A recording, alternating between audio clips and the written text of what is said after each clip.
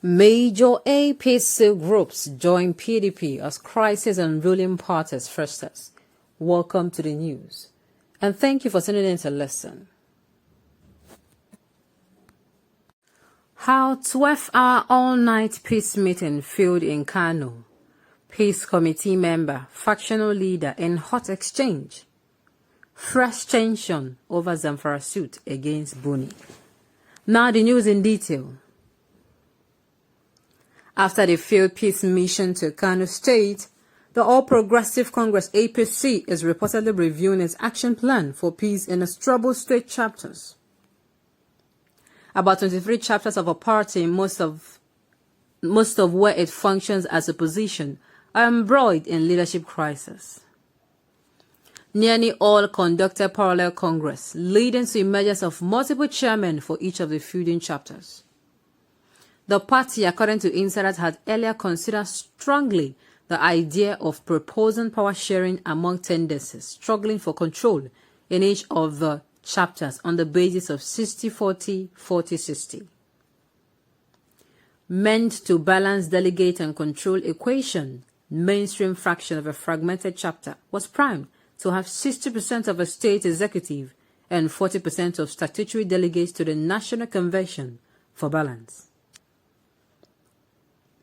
Factions considered as the junior partner in such state chapter are to take 40% of a state leadership and 60% of the statutory delegates.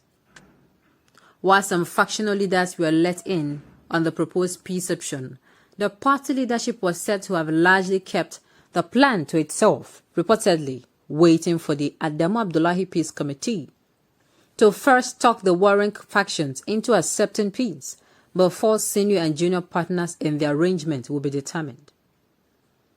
The party leadership had also warned warring factions and disgruntled chieftains of litigation, threatening expulsion as consequence of disobedience to a constituted authority.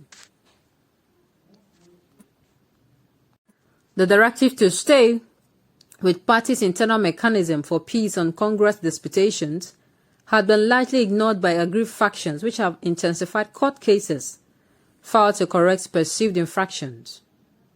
Two of such cases are reportedly given the party top hierarchy real concern. According to a party operative which closed ties to the National Secretariat, hours after the troubleshooting expedition of the Abdullahi Committee to Kano State, an Abuja High Court upheld the parallel world, local government and state congress conducted by faction loyal to former Governor Ibrahim Shekaru. The presiding judge, Justice Hamza Mazu, also sacked the executive committees at all levels loyal to the incumbent governor, Abdullahi Ganduje. Sunday Tribune learns that the peace team led the former Nasarawa state governor had met all night with warring factions in the state charter for close to 12 hours. Departing on Monday. The day after the supposed conclusion of the assignment, the judicial pronouncement came. An insider told Sunday Tribune that Abdullahi, as an experienced politician himself, knew there was nothing to reconcile between the incumbent governor of one of his predecessors in office because their differences were obviously irreconcilable. The chieftain further noted that the development in Kano had shown how the peace agenda would largely go. The source who himself is in court over the much disreputed Congress in the state chapter was almost certain the party is headed for massive implosion. We will not leave the party, let it crumble on the head of all of us, the source quipped.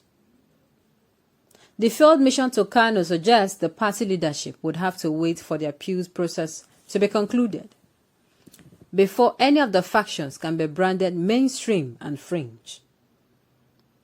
Sunday Tribune lent a review of the peace offerings. May now see crisis in each state chapter after being treated on its merits and severity. It was learned that while some chapters may end up witness slight modification of 55 to 45% and even the application of the original 60 to 40% formula in some other chapters too. A factional leader told Sunday Tribune that his group will still honor Abdullahi Committee with an appearance whenever it bets the state, but noted that all eyes are now on Zamfara court case, challenging the dissolution of a state executive to accommodate the defecting Governor Bale Matawale.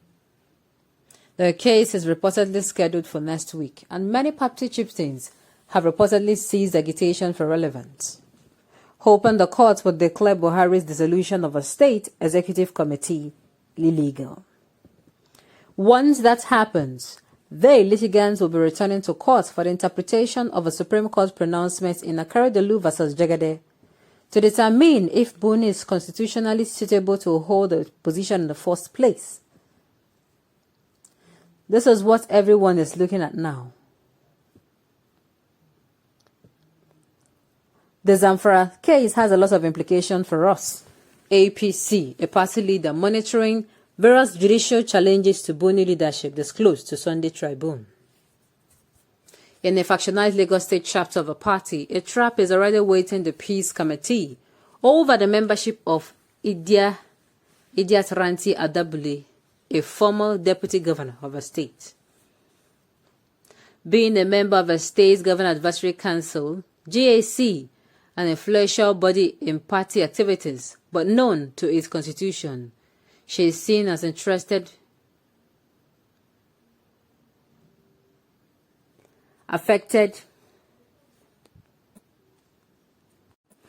Being a member for the State Governor Advisory Council, GAC, an influential body in party's activities, but unknown to its constitution, it's seen as an interested party in the crisis engulfing the state chapter.